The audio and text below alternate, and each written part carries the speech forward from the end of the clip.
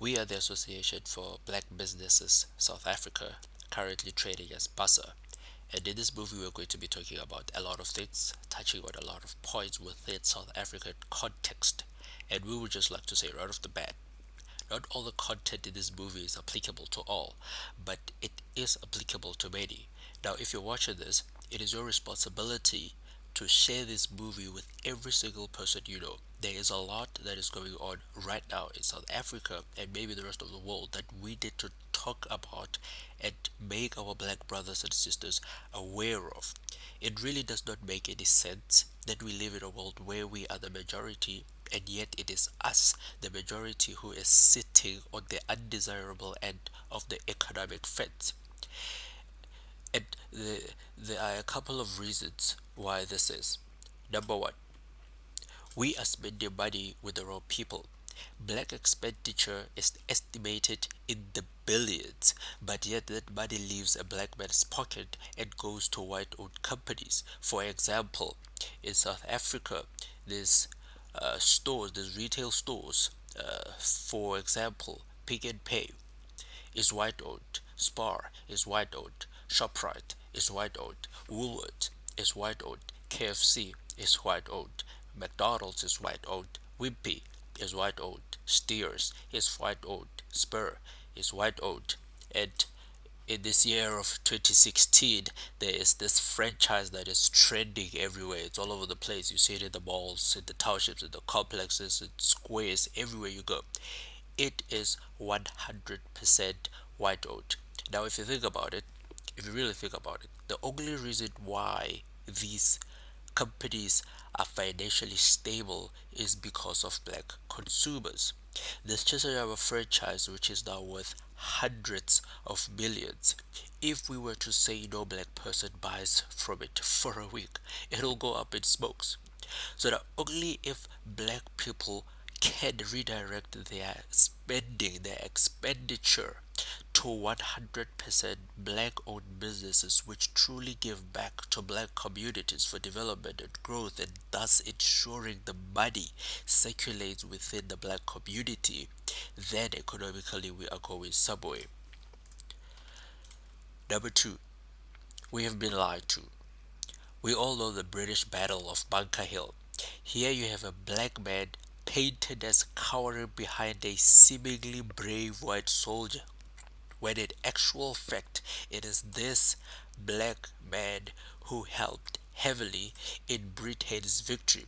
The question is, why did the painter capture the picture like this? And the answer is flat simple: to paint whites as brave and godly.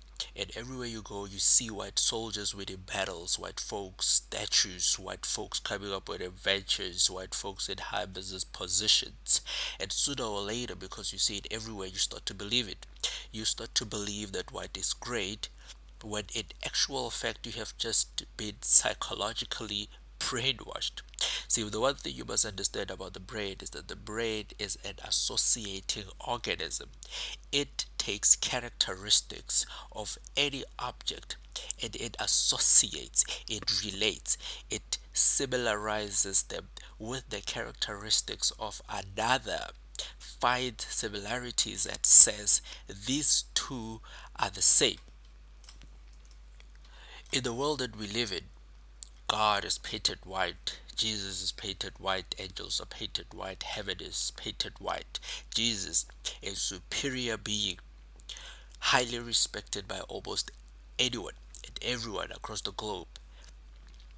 Because God is painted white, Jesus is painted white, angels are painted white, heaven is painted white, you subconsciously, in the back of your mind, superiorize white people. It is the reason why you look up to them. It is the reason why you think they're better than you. It is the reason why you have put your hope in them to take you out of poverty. Remember when the Europeans came to Africa, they had the Bible, and black people had the land. Europeans told black people to kneel and pray, and when black people opened their eyes, finally finished praying, the Europeans had the land and black people had the Bible. They have designed systems that make sure you don't for a minute think you are smarter than them. And for those who take IQ tests, just remember that IQ tests are designed by white people. And to all those who all of a sudden march for a white man because he has put a black president to represent the political party, you are fucking mad. Because at the end of the day, he reports to a white man. He is just a mere representative. Someone put him there and they can remove him anytime they want. Number three, our brains have been conditioned to operate in a way that ensures we are always at the bottom. How many black parents advise their kids to think about starting businesses when they are still in high school?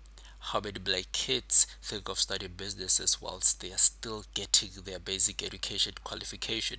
And the businesses our kids want to start, sponsor shop, car washes, etc. None that really open opportunities to put us or to balance the economic injustice. Number four, our kids are not taught proper history to know about black men and women who have in the past done great things so that they can look up to them and say black people are capable and thus I am also capable.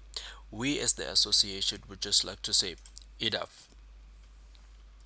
Black people need to come and work together. We cannot only come and work together when we have to destroy things. No. Apartheid has succeeded greatly in making us hate each other, in making us look at each other with disrespect, in making us look at white people who don't want to mix with us, but yet we want to go to their schools, we want to live in their suburbs, we want to work in their companies. If you want to prove that white people don't want to mix with black people in South Africa, stand up and say let's remove Afrikaans in schooling systems and you will see them rise against this. Not to protect their language, no. For if Afrikaans is removed, many black kids can go to these private white schools and don't want this. They don't want that. Apart. This is a quote from Vusita Maguire. The real power of apartheid wasn't that it taught white people they were superior, nor was it that it taught black people they were inferior. The real power of apartheid was that it taught black people that none amongst them was worthy of success. So, the next time you find yourself calling another person a coconut or a gambler or making remarks about their twang or township accent, remember that you are doing exactly what the architects of apartheid wanted you to do. You are hating yourself.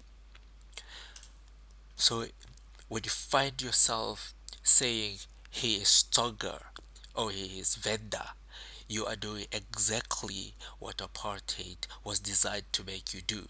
And to all Xhosas, Zulus, Bedis, etc., please learn other people's languages.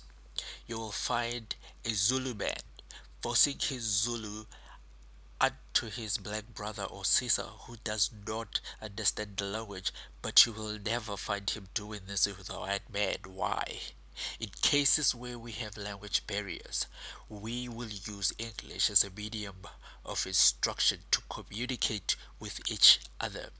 We must avoid all instances to quarrel amongst ourselves, amongst our black brothers and sisters. And this isn't really the platform to say, yes, you are right, Zulus are like this, yes, you are right, vendors are like this. No.